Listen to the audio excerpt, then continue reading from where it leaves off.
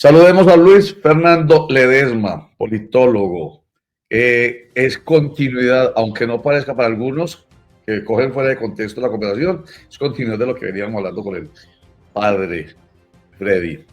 Luis Fernando, bienvenido a Clicracia, el poder de la información a un clic, la democracia en la información. Gracias por Roger, buenos días, saludo cordial para todos, ¿cómo están? Muy bien, muy bien. Bueno, Luis Fernando, vamos a empezar esta conversación con usted primero mostrando esta información a propósito de la llegada de Armando Benedetti al Ministerio del Interior. Bueno, la designación todavía no se ha posesionado, pero ya él está fungiendo. Ayer llegó a la plenaria de la Cámara de Representantes y vamos a mirar estos dos elementos rápidos y ahí nos metemos en la conversación. Dijo a la entrada con un enjambre ante un enjambre de micrófonos de los periodistas que lo están esperando, haciéndole preguntas por la polémica que ha generado él. Veamos lo que dijo a propósito de no dejarse picar la que él dice su lengua larga. Aquí está Armando Benedetti.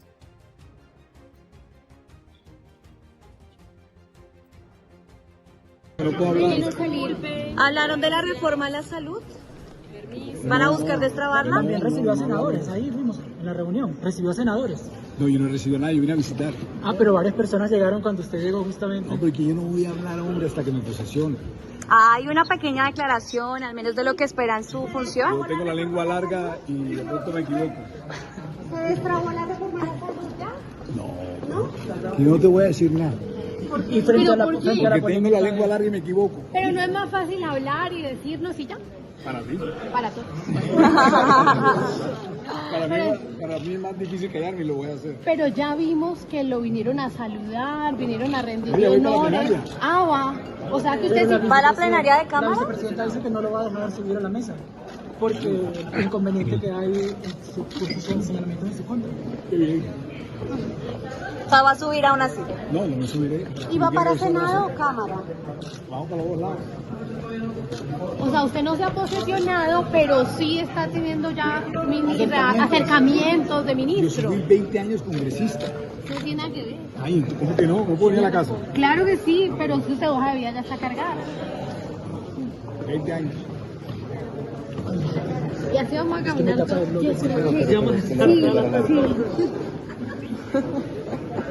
¿Esperan alguna apreciación del acuerdo con el presidente Salamanca?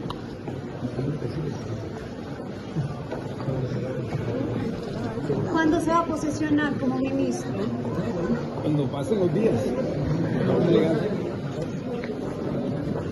Bueno, Luis Fernando, ahí va llegando pues a la plenaria de la Cámara. Primero, desde el punto de vista político, ¿usted qué le suscita esa situación en general, el nombramiento o la designación de Armando Benedetti con todo lo que ha generado esa controversia grande?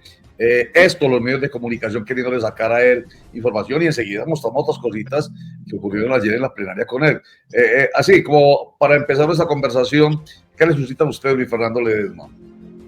Bueno, Roger, lo que pasa es que en política hay tres apoyos que son muy importantes: el apoyo económico, el apoyo político y el apoyo logístico. Y claramente Benedetti fue clave en la campaña de Gustavo Petro, no tanto en el apoyo político de colocar votos, sino en el apoyo económico y financiero. Estamos diciendo que Benedetti pudo haber movido alrededor de 3,5 millones de dólares para la campaña de Gustavo Petro. Entonces, en política, quien pone la plata y pone los votos termina siendo decisivo en la toma de decisiones y en la estrategia del poder. Esa es la explicación de por qué Armando Benedetti es tan cercano a Gustavo Petro, y a pesar de toda la cuestión mediática y el tema moral, ético, politiquero, como lo llaman muchos ciudadanos, burocrático, de mermelada, es una persona tan importante y tan estratégica en la distribución del poder del presidente de la República. Y a pesar de eso tan importante que usted menciona, desde el punto de vista político, de lo que una decisión del mandatario central puede generar desde el punto de vista del ruido en la opinión pública, etcétera, es estratégico. No obstante haber tenido todo ese apoyo económico de parte de él, es estratégico que se dé la pela, déjeme emplear la expresión, que se dé la pela ante todo esto que genera, no obstante lo que usted plantea, la deuda que tiene con él el presidente de la República. Sí, es estratégico porque lo que pasa es que la gente no entiende o no comprende la importancia de un político de pura cepa. Un político de pura cepa es el que entiende los procesos, los fenómenos y las coyunturas políticas y es capaz de manejar la correlación de las fuerzas internas alrededor del Congreso y la correlación del poder estatal y no estatal. Es decir, es una persona que conoce al dedillo el tema político, el tema del poder, el tema de la estrategia, y en este momento el presidente, como está en su último año de gobierno, no le interesa que haya una desunión o una fragmentación en las fuerzas políticas que tiene, y al contrario necesita a alguien que le ayude a sacar las reformas que no se han aprobado en el Congreso, y porque Benedetti le ayuda a mover el tema financiero, económico y político. Entonces es estratégico lo que está haciendo el presidente, mueve el gabinete de acuerdo a la correlación de fuerzas y porque ya estamos en campaña preelectoral a la presidencia y a las elecciones de Senado y Cámara. Entonces es estratégico desde el punto de vista para mantener la unidad de las fuerzas de izquierda del pacto histórico al sacarlo del despacho presidencial para mover la agenda del presidente para que le mueva la agenda política en el Congreso de la República. Es una decisión estratégica del presidente, independientemente de lo que pase en el fenómeno de la inmediatez y de los medios de comunicación. Es algo político. Ajá. Qué importante esa respuesta que usted nos da. La verdad, hasta a mí me está usted, digo hasta a mí porque tengo un poquitico más de experiencia que muchos desde el punto de vista periodístico y en lo político como periodista. Entonces mucha gente incluso pues, en ese nivel todavía está un poquitico más, es un poco más desconocedor del tema. Entonces, por lo digo, soy tan pedante, pero hasta a mí me abre usted los ojos porque precisamente por eso lo invitamos, Luis Fernando, desde su experiencia, su conocimiento, su experticia, que nos dé respuestas como esa, porque nos preguntamos ¿por qué? ¿Por qué se da la pela? Que es la expresión que utilicé. Y bueno, para la muestra, un botón, una vedette, que así lo calificó Hernán Cadavid, representante de la Cámara por el Partido Centro Democrático, que ayer se refirió a Benedetti como una vedette cuando entró al recinto de la Cámara de Representantes, y es como que si hubiera entrado una vez. Permítanos, Luis Fernando, vemos este segmento en el que Hernán Cadavid habla sobre la vedette de la política en Colombia. Que ha llegado la vedette de la política colombiana ahora en la que lo han convertido los sectores del gobierno. Pero yo sí le quiero pedir a usted, presidente, que haga respetar la plenaria y retorne el orden para que avance la discusión de los proyectos como queremos hacerlo.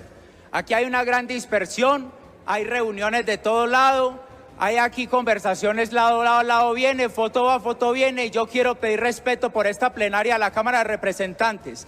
Si hay sectores del progresismo que le quieren celebrar la llegada del ministro, allá ellos, pero también le tenemos que decir, ministro, si en algo quiere contribuir, permita el orden de esta plenaria, porque si está empezando así el Consejo de Ministros como lo empezó, y está empezando su presencia en la Cámara de Representantes como va, pues empieza muy mal, presidente. Le pido que por favor ordene lo que aquí está pasando y avancemos en la discusión de los proyectos que corresponden. Gracias. Una expresión de Hernán Cadavid, a quien conocemos y hemos entrevistado aquí, nos parece un hombre morigerado porque es un abogado inteligente, pero ahí lo sentí un poquitico celoso precisamente con la vedette. Esa es opinión, mi opinión, porque de verdad que sí mueve, eso parece ser, sí mueve definitivamente Armando Benedetti esos hilos de la política, y en eso entonces, como usted lo ha planteado, Luis Fernando, ha sido estratégico el presidente Gustavo Petro.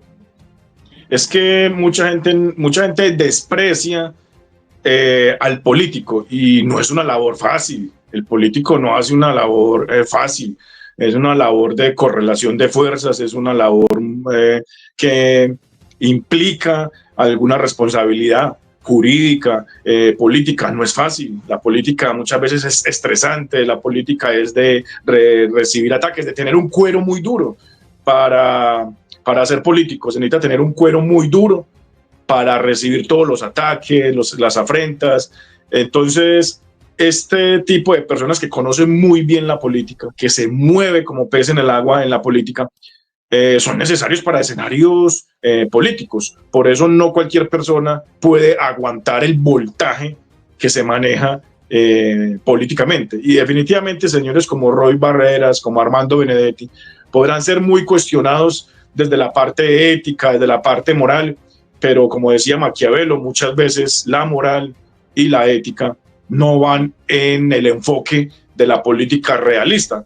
La ética y la moral pueden ir en el enfoque de una política idealista, es decir, cómo debería ser la política, pero desde el enfoque realista de la política, la ética y la moral rara vez se encuentran con la política porque es un enfoque realista de emocionalidad.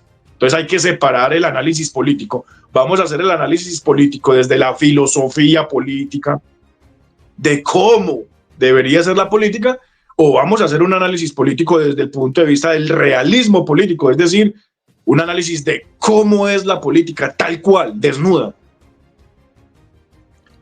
Pragmática. Pragmática. Totalmente. Entonces, es un sueño, ya lo hemos dicho en otras conversaciones con usted, pero usted hoy lo está reforzando con esto de cómo es que se hace el análisis, la política. Es un sueño que no garantiza que se materialice, que en torno a la política haya racionalidad, porque esto que usted acaba de plantear va un poco también en esa dirección. Es muy emocional, ¿cierto? La política es más eso, emociones y pasiones. Diga lo que quiere, diga lo que ellos quieren escuchar. No importa que no sea cierto.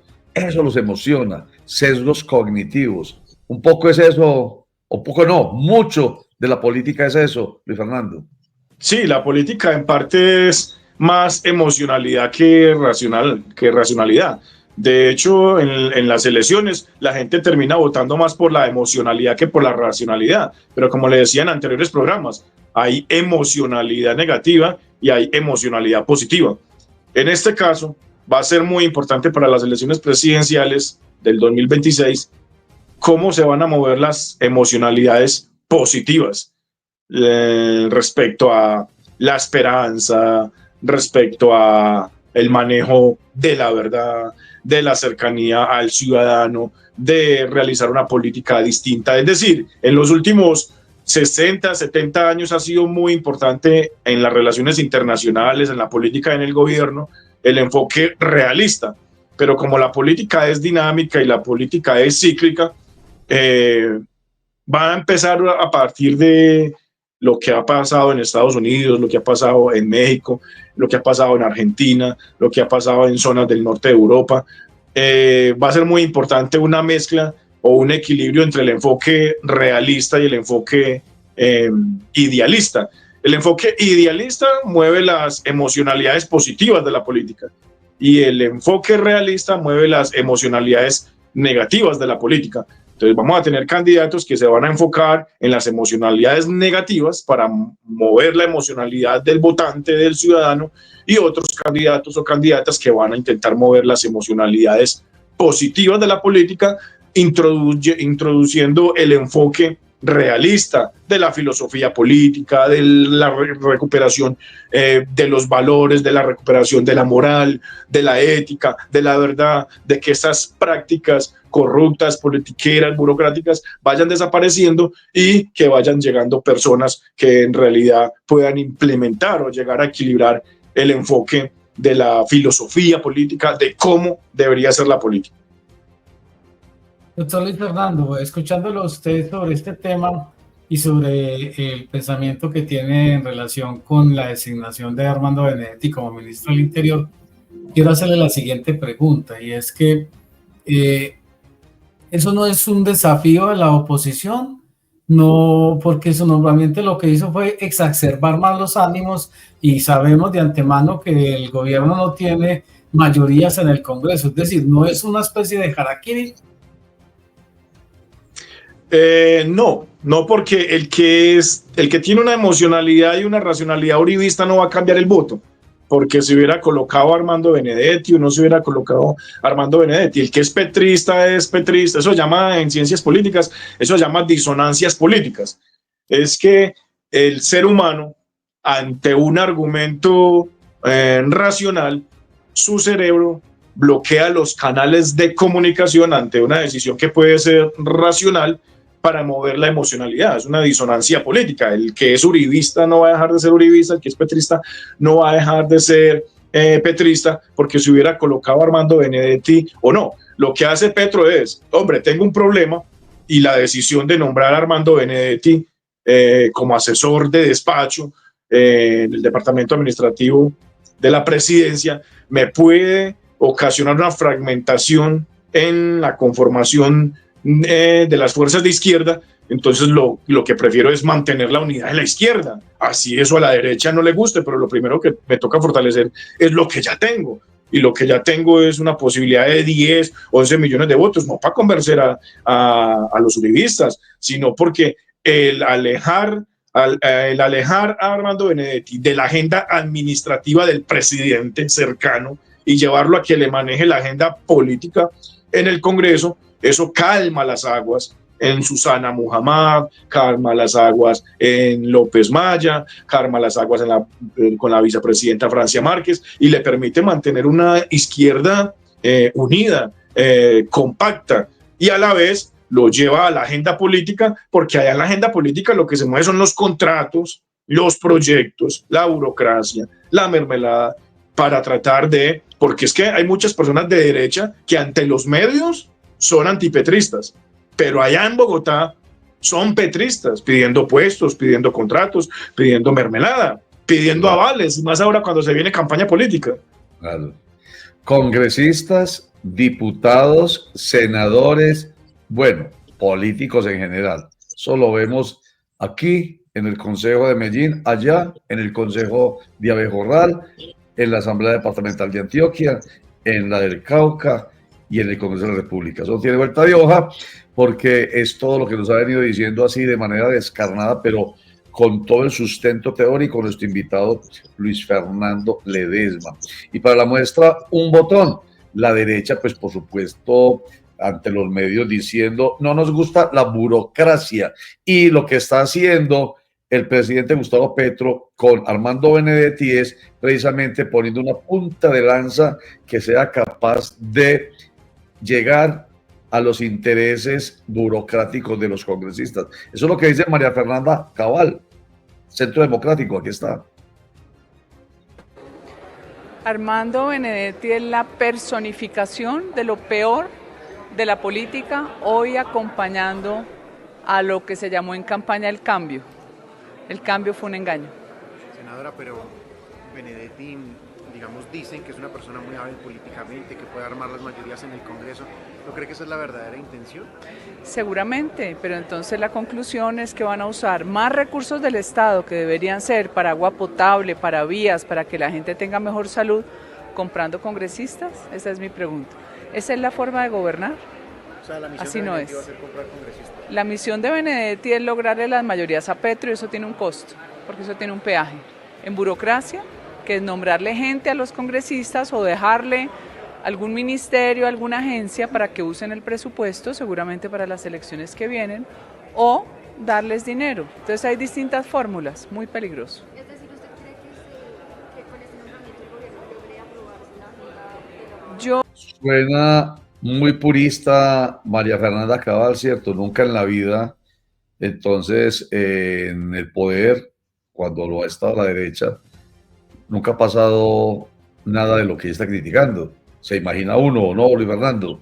Recordemos que Armando Benedetti empezó siendo liberal y después en el año 2002, o sea, estamos hablando de una persona que estuvo 16 años como congresista y durante esos 16 años fue uribista, acompañó a Álvaro Uribe entre el 2002 y el 2006, acompañó a Álvaro Uribe entre el 2006 y 2010, acompañó a Juan Manuel Santos 2010-2014, acompañó nuevamente a Juan Manuel Santos 2014-2018 y ya vino a hacer oposición a Iván Duque 2018-2022, pero es de la estirpe uribista y manejó la agenda legislativa y manejó la agenda de poder y burocrática del Congreso, tal cual como lo está diciendo María Fernanda Cabal. Entonces, es decir, cuando Armando Benedetti era uribista 100%, que incluso ayudó a fundar el partido de la U para la reelección de Álvaro Uribe, se feriaron todo, notarías, contratos, agencias del Estado, todo el presupuesto público. Entonces, cuando Armando Benedetti era uribista y sí era bueno y ahora ya es malo, no, eso hace parte de la realidad política. El que gana es el que administra los recursos del Estado y es algo político. Los congresistas que no son de voto de opinión, porque también hay que hacer la diferencia. Una cosa es un congresista de voto de opinión que llega por opinión y otra cosa es un congresista que llega por estructura, que su capital político depende de los proyectos que mueva, del presupuesto que mueva, de la contratación, de las alianzas que haga. Entonces, estamos hablando de que esto es política tradicional, en el que mueven la política así. Ahora, ¿hay una política distinta? Sí, claro, está la política del voto de opinión. Congresistas que, por ejemplo, como JP, se sacan 200.000 votos a punto de redes sociales. Congresistas como Ariel Ávila, ¿sí? O Inti Esprilla, que se sacan 50.000, 60.000 votos en Bogotá y que a nivel nacional se sacan 100.000 votos por voto de opinión, porque la gente vota por ellos, porque son académicos, o sea, es una política distinta. Pero si analizamos la política tradicional, se mueve así. La votación la mueven es a punto de contratos, de empleos, de proyectos, de concesiones, de agencias del Estado, ¿sí? Entonces no puede María Fernanda Cabal venir a criticar lo que ellos siempre hacían o han hecho. La ciudadanía ya sabe, independientemente si uno es uribista, petrista, de centro izquierda, izquierda moderada, ya la ciudadanía sabe más o menos cómo se mueve la política tradicional.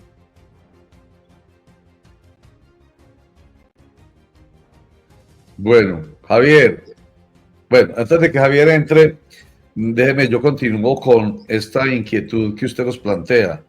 La gente no es boba, la gente sabe, pero uno siente que precisamente con el uso de las redes sociales, Luis Fernando, suena maluco decirlo, bueno, no lo digo yo, lo dicen personas con una altura intelectual muy alta, muy grande, como la de Humberto Eco, que habla de la tiranía de la ignorancia. Desde que las redes sociales existen, hasta el povo del pueblo opina, pero el problema no es que opine, sino que lo escuchen y le crean. Bueno, entonces ahí es cuando uno dice, JP Hernández, opinión, estoy opinando. No es información, es opinión. JP Hernández, académico, y bueno, y la gente que vota entonces por personajes como ese, realmente son personas académicas. Bueno, la pregunta es, ¿la gente realmente sí entiende, de verdad? Yo lo estoy dudando mucho por los resultados precisamente que usted plantea a través de decisiones que toman electorales movidos por comentarios a veces falsos, mentirosos, injuriosos, calumniosos, exagerados a través de redes sociales. La respuesta de Roger sería, si no fuera por las redes sociales, Gustavo Petro no hubiera llegado al poder.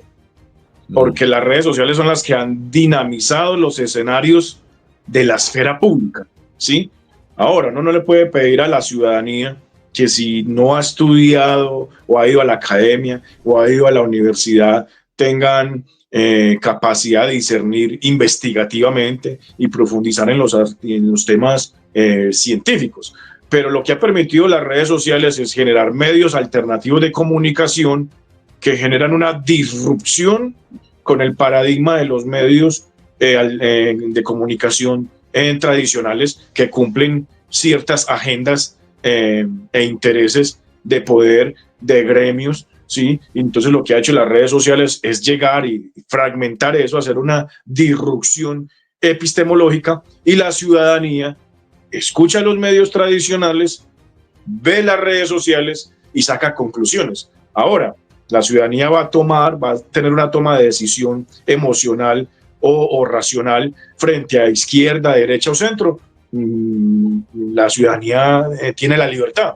Ahora, los procesos políticos son a corto, mediano y largo plazo. Puede que esos 200.000 votos que votaron por JP ahora hayan estado decepcionados y lo que él mostraba en el discurso no sea válido con lo que realiza en la práctica, y puede que ahorita no lo reelijan, o al contrario, se haya fortalecido. Entonces, lo bueno es que el tiempo también va demostrando quién va teniendo la razón en lo que expresa en los medios de comunicación tradicionales, en los medios de comunicación alternativos y en las redes sociales. Pero indiscutiblemente, Roger, las redes sociales han cambiado los escenarios de la esfera pública, porque uno antes solamente tenía lo que dijeran los medios de comunicación tradicionales, y las redes sociales hoy en día han hecho una disrupción epistemológica de las decisiones políticas, de cómo vota el ciudadano debido a las redes sociales. De hecho, hoy en día, el que no maneje redes sociales cada vez va a estar más atrasado políticamente.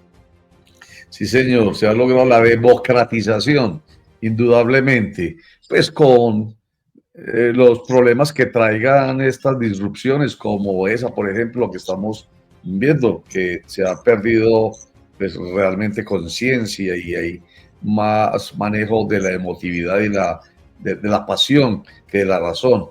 Bueno, pero también vale la pena mencionar a políticos que uno siente que tienen alguna coherencia, cree uno.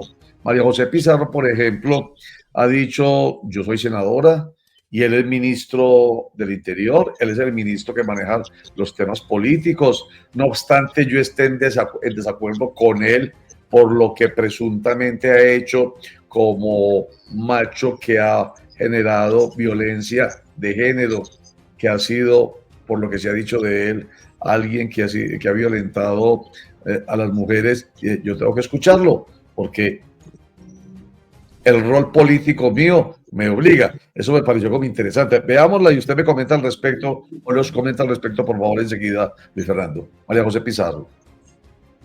Ministro del Interior, yo soy senadora de la República, soy dirigente del Pacto Histórico y soy una de las voces que tiene esta bancada en el Congreso de la República, y por lo tanto es mi responsabilidad dialogar con el nuevo ministro Armando Benedetti, ministro del Interior. ¿No le afecta el hecho de que usted sea una mujer feminista, defensora de los derechos de las mujeres, que tenga que interlocutar con una persona que tenga ese tipo de acusaciones, senador? Pues yo creo que a lo largo de la historia las mujeres hemos tenido que interlocutar en distintos momentos con personas que han ejercido distintos tipos de violencia contra las mujeres. Él tendrá que responder frente a estas acusaciones, primero ante su familia, evidentemente, y luego también como un ex senador de la República y líder de este país. Pero en este momento lo central es que él es el nuevo ministro del Interior y yo hago parte de la bancada de gobierno. Tengo unas responsabilidades aquí, y como parte de la bancada de gobierno hay un diálogo que es necesario, que es urgente, que es obligatorio con el ministro del Interior, y él es el ministro del Interior. Un valor que menciona él: yo tengo una responsabilidad. Y antes de que usted hable, Luis Fernando, hay que decir que el hecho de que ella sea de Pacto Histórico, como lo afirmó, no genera un sesgo necesariamente, digo yo, porque precisamente fue gente como la Susana Mohammad, del centro del Pacto Histórico, quienes han rechazado, y en pleno Consejo de Ministros rechazaron a Armando Benedetti. Entonces, digamos que lo político ahí es superado por el tema moral y ético, pero ella va más allá y habla de su responsabilidad. ¿No le parece, Luis Fernando?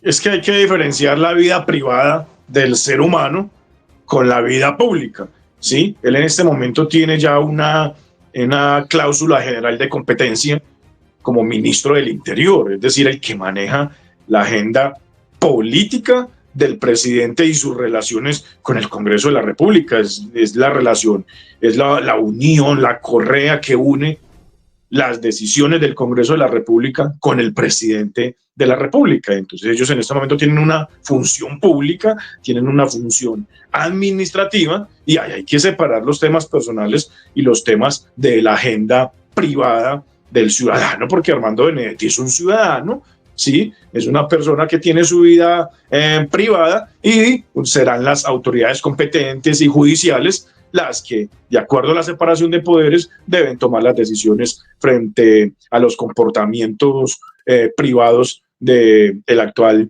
el próximo a posesionarse ministro del Interior, Armando Benedetti.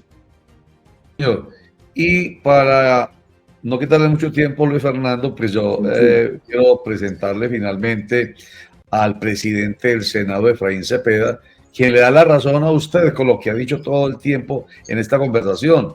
Ha dicho palabras más, palabras menos, que el presidente de la República sabe de política, tanto que ha traído Armando Benedetti, no obstante lo que le genera. Digo yo, palabras más, palabras menos, Efraín Cepeda. No, ese es del fuero presidencial. Él es polémico, pero de política sí sabe. Y pues el presidente de la República pues ha tomado esa decisión en su fuero.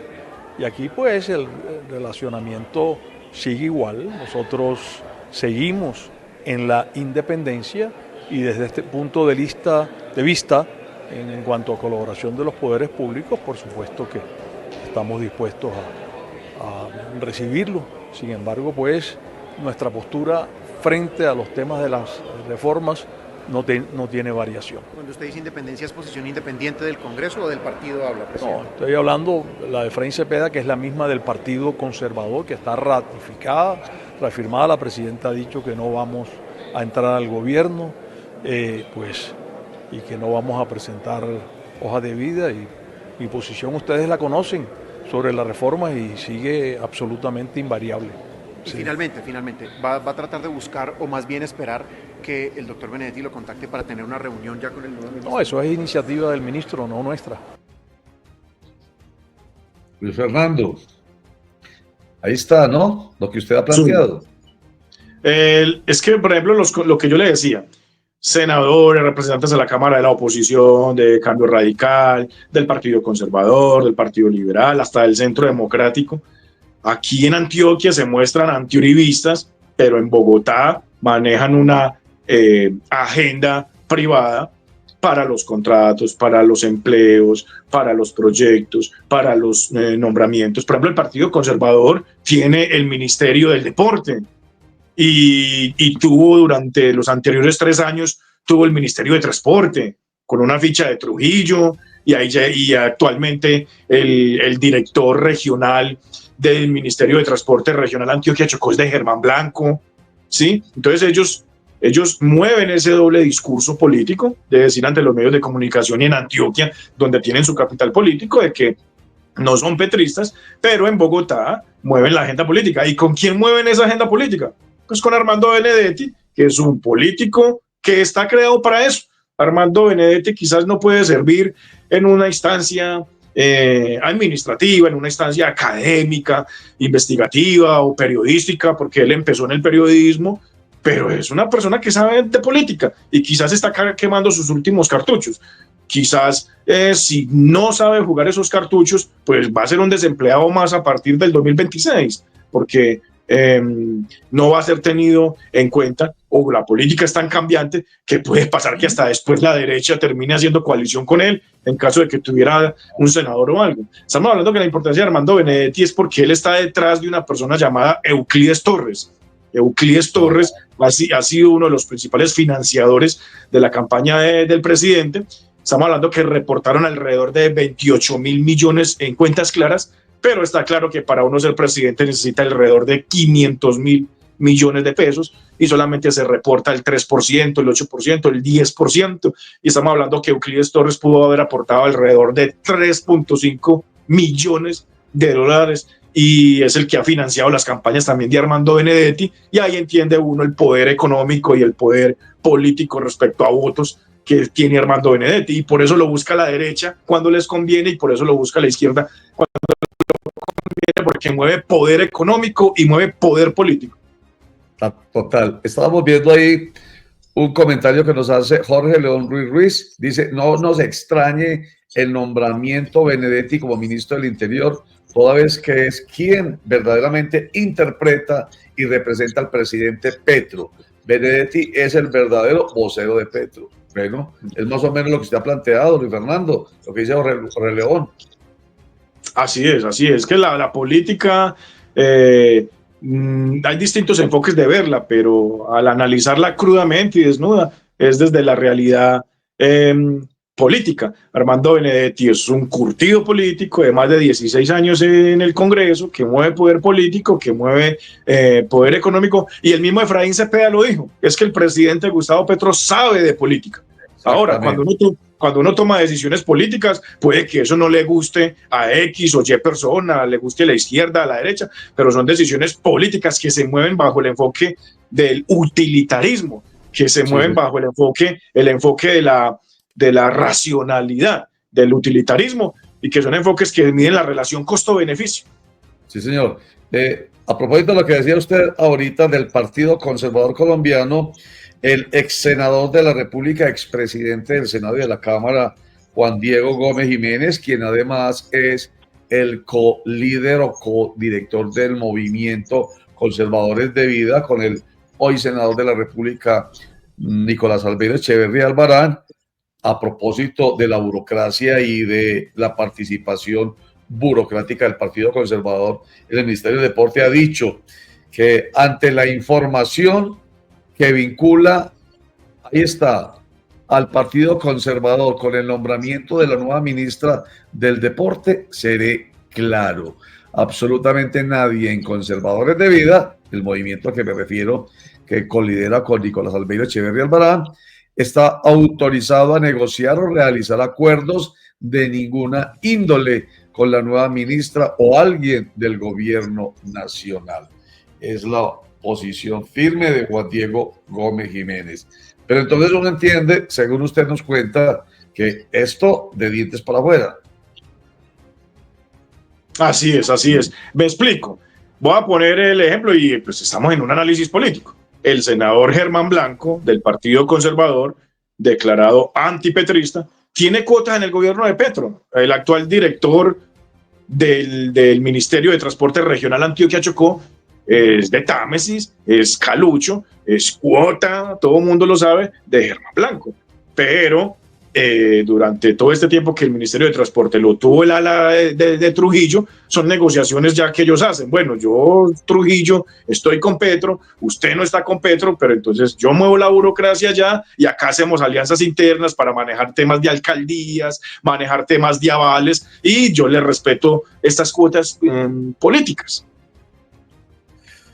Muy claro, Luis Fernando, usted con todo lo que nos cuenta, y qué bueno que la gente realmente escuchara, no oiga el ruidito por allá de Luis Fernando Ledesma, politólogo especializado en la Universidad de Antioquia, hablando, bla, bla, bla, bla, bla, bla, sino escuchando de fondo lo que dice para que tenga conciencia.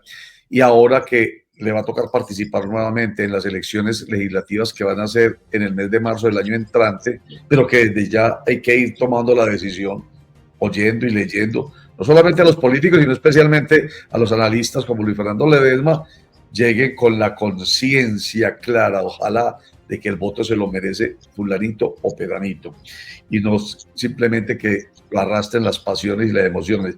Finalmente, Luis Fernando, voy a hacerle una pregunta general como la empezamos. Le voy a pedir a José León Vasco que me ponche la pregunta que hicimos a modo de titular para presentar la conversación con usted. Yo la leo en voz alta y usted me da una respuesta a modo de síntesis. José, hágame el favor y me poncha entonces la pregunta. Son 3 preguntas realmente. ¿Son una estrategia política pensada? Una. ¿O se divierte picándoles la lengua a los que hacen parte de la oposición? 2. ¿O son simples actos emotivos y pasionales? 3. ¿De quién? Las decisiones que toma el presidente Gustavo Petro. Y para el ejemplo, trajimos hoy el caso de Benedetti. Su síntesis a modo de respuesta y conclusión, Luis Fernando Ledesma. No, es una estrategia política del presidente de la República, que es un experto en temas de estrategia política, para mover el tema del poder económico, del poder político que maneja Armando Benedetti, con una financiación de casi 3.5 millones de dólares que ayudó a gestionar Armando Benedetti, y del poder que tiene electoral en el Caribe, en la costa y también en Bogotá. Entonces es una estrategia del presidente para mantener la izquierda unida con miras a las elecciones del 2026 y tener una persona experta políticamente de más de 16 años en el Congreso, que es experto político, para que le mueva la agenda política de la interrelación entre el presidente de la República y la agenda legislativa para tratar de aprobar algunas reformas sociales y fortalecer su capital político. Es una estrategia política de parte del presidente haber colocado a Armando Benedetti como ministro del Interior. Y una ñapita, antes de que a esas tres preguntas, antes de que pregunte finalmente Javier, entonces el presidente Gustavo Petro no es un loco con un celular y una cuenta de X. El mismo Álvaro Uribe lo ha reconocido, que Gustavo Petro es una persona extremadamente inteligente, y ahí mismo Efraín Cepeda del Partido Conservador lo acaba de decir, es una persona que sabe de política. Muy bien, Javier, finalmente. Gracias, Roger. Luis Fernando, el hecho de que, por ejemplo, como está ya casi sentado, que no le van a aprobar más reformas al gobierno de Gustavo Petro, y que posiblemente la Corte Constitucional le tumbe la reforma pensional, que ha sido tal vez la única que ha pasado, no lo deja como víctima para las próximas elecciones. No es un golpe de opinión que ellos pueden capitalizar diciendo: mire, no nos dejaron gobernar, lo que quieren es volver a las mismas andanzas de antes. Esos términos los utilizo con base en los argumentos que muchos dirigentes políticos han expresado, pero no es un poco también un tema muy, muy complejo para la oposición cerrarse a esas reformas, porque lo único que va a hacer es que va a dejar como víctima a un gobierno que no lo dejaron gobernar.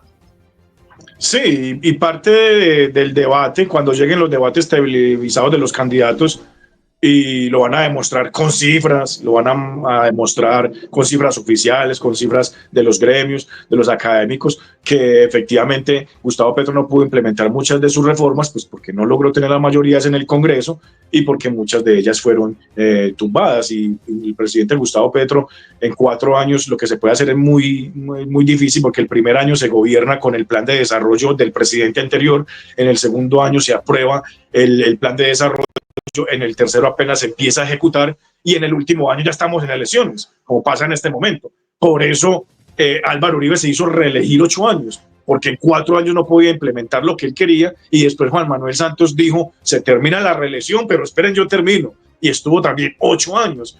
Entonces, en 4 años lo que se puede hacer a nivel nacional es muy complejo, y máximo cuando no se tiene las mayorías en el Congreso.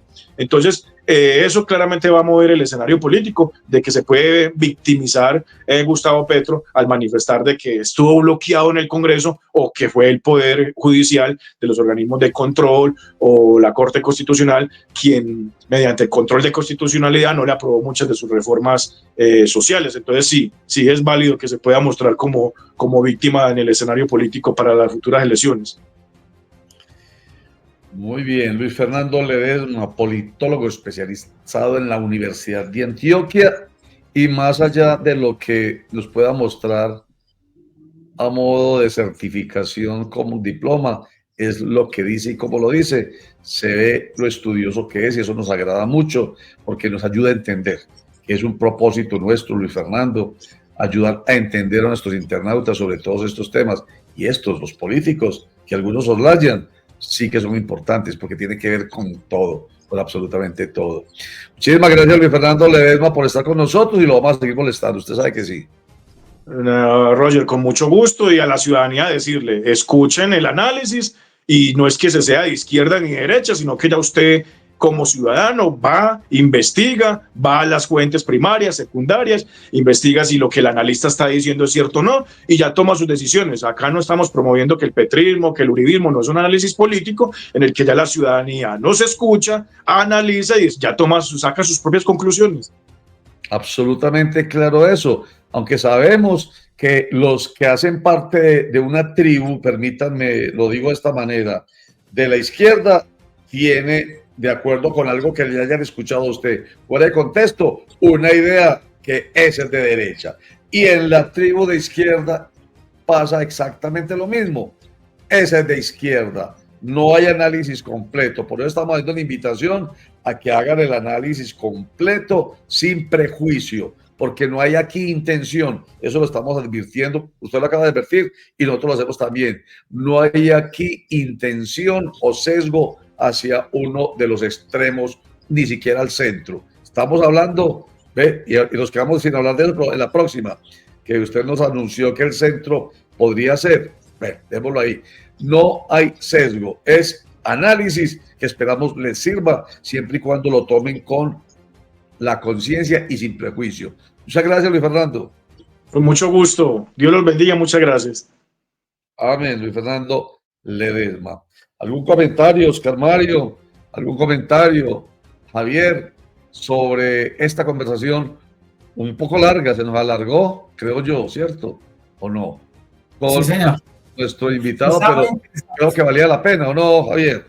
Sí, lo que pasa, don Roger, es que, mire, cuando uno analiza con el sentimiento, se deja llevar por las emociones, o como usted lo dijo en algún momento, por las vísceras, pues todo lo ve de alguna manera en blanco y negro. Y lo bueno de este tipo de análisis es que nos muestra los grises, los matices, donde obviamente, pues los que obviamente juegan muchas otras variables que a la luz pública o en el primer momento no se tienen en cuenta, ¿sí me entiende? Nos quedó viendo el análisis del centro, porque yo tengo ciertas dudas sobre el centro, pero me parece muy interesante que más adelante lo podamos volver a traer y hablemos qué posibilidades reales trae el centro para las próximas elecciones. Lo cierto del caso es que no le hizo una defensa acérrima a Benedetti, pero tampoco lo condenó, simplemente justificó y explicó por qué está ahí. Exactamente. Bueno, más que justificar, explicó desde el punto de vista del análisis político y del conocimiento de la política por qué está ahí. Y lo del centro, que usted dice, sí, yo también, no hay que al final caer en la cuenta, pero es que es un tema para dedicarle más tiempecito. Entonces, la semana entrante lo invitamos para que nos hable del centro a propósito de las elecciones que vienen en el próximo año. Y lo otro que quería también reforzar es lo que usted dijo al principio, Javier, del blanco y negro. Él, como analista, y es lo que queremos aquí cuando invitamos a los analistas, mostrar grises. Hay entre el blanco y el negro, hay unos grises que vale la pena que los conozcamos. Para eso es que tenemos aquí a estos importantes analistas para ayudar a entender. Oscar Mario.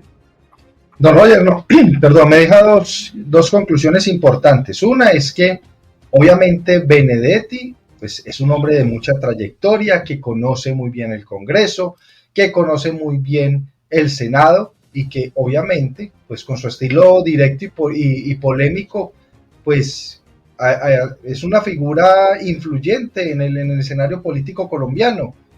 Esa afirmación de que no me dejo picar la lengua, pues al ingresar a la plenaria de la Cámara de Representantes refuerza su imagen de ser un líder sin filtro, don Roger. Eso es indudable y nos lo hace saber nuestro panelista hoy, nuestro experto, que nos da pues como esa claridad. Su regreso al gabinete, pues hay que decir que lo que se busca es un intento del Ejecutivo por fortalecer su interlocución con el Legislativo, en un momento donde el gobierno nacional enfrenta a don Roger y don Javier, pues esa dificultad, especialmente para aprobarle sus propuestas y sus proyectos en el Congreso. Yo creo que aunque es un hombre polémico, aunque es un hombre señalado, es un hombre poco querido en un ámbito político, creo, como lo dice nuestro analista, creo que va a ser un hombre importante en ese ministerio y que, así no lo creamos, va a poder lograr grandes cosas en el Congreso de la República porque lo conoce al dedillo, pues ha estado ahí, sabe cómo se mueven las intrínculas del Congreso y creo que eso lo puede, si lo utiliza muy bien a su favor, creo que eso le va a permitir, don Roger, desentrabar muchos de los temas en el Congreso para el gobierno nacional. Sí, señor. Terminemos con esta imagen que me parece muy creativa para que concluyamos el tema Benedetti y hacemos un comentario sobre él. Miremos, José, hágame el favor. Miren ustedes esa caricatura. Es Armando Benedetti sobre Gustavo Petro. Uno se acuesta y Benedetti es embajador. Se levanta y es jefe de despacho del presidente. Se acuesta y pasa a ministro del Interior. Mañana, cuando nos levantemos, solo falta que sea primera dama. ¿Qué tal, muchachos? Me pareció genial. ¿Qué le pareció, Javier? Muy buena, muy buena. Y Oscar, realmente está pasando, porque es que en pocos días pasó exactamente ese embajador, después lo mete al despacho, genera una mini crisis dentro del... Yo pienso, don Roger, y esto ya es una especulación mía, pero también una opinión, que todo esto fue una puesta en escena, eso de la transmisión del consejo, victimizar a unos para que salgan y digan, yo me salí porque estoy en desacuerdo, pero sigue unido el pacto. Es decir, todo eso es una puesta en escena que está muy bien calculada y que no creo que el presidente Petro, con los enemigos políticos que tiene, se vaya a dar semejante placer vaya a dar semejante papaya para la oposición, pero los puso a hablar y los puso él, mejor dicho, se puso en la escena, en el centro de la escena política. Por eso la pregunta, otra vez, o las preguntas, 3 en 1. Otra vez, José, hágame el favor, que nos llevó a traer a Luis Fernando Ledesma para el análisis, a propósito de eso último que se está planteando. Es una puesta en escena. El hombre es tan inteligente políticamente, como lo ha dicho Luis Fernando como analista, como lo dijo el mismo presidente del Senado, Efraín Cepeda, que sabe mucho de política, o como lo dijo el mismo expresidente Álvaro Uribe Vélez, refiriéndose a Petro. Solo una estrategia política pensada, ¿cierto? Que ahí es donde como que estamos concluyendo lo mismo Javier y yo, ¿sí? Una puesta en escena, dice Javier, una estrategia política pensada, esto de Benedetti y otras cosas más. El Consejo de Ministros, por ejemplo, se divierte picándole la lengua a los de la oposición, simplemente como por meterle picante a la política, o son simples actos emotivos y pasionales y entonces locos las decisiones de Petro. No, yo creo que nos estamos quedando con el análisis en esa primera pregunta. ¿Sí o no? Yo diría sí. Estrategia política pensada, se divierte picando la lengua, actos emotivos, las decisiones de Petro. La primera parece que fuera.